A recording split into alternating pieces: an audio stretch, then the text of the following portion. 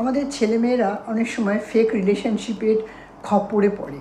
আমাদের বাবা মারা আমরা না বুঝে তাদেরকে প্রচণ্ড শাসন করতে থাকি, মারধর করি, বকাবকি করি, নানান রকম মানসিক উৎপীড়ন করি।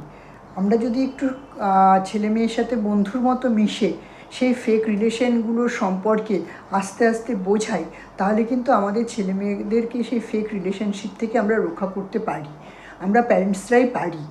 তো আমার সব প্যারেন্টসদের কাছে একটা আর্জি থাকবে, এই দিনকাল কেন সব দিনকালেই ছেলে মেয়ের সাথে বন্ধুর মতো মিশে সে যাতে কোনো ফেক রিলেশনশিপে না পড়ে, এবং সেই ফেক রিলেশনশিপগুলো যখনই পড়বে বুঝবেন যে বাবা মা হচ্ছে ভিলেন, মানে বাবা মার মতো ভিলেন পৃথিবীতে কেউ নেই।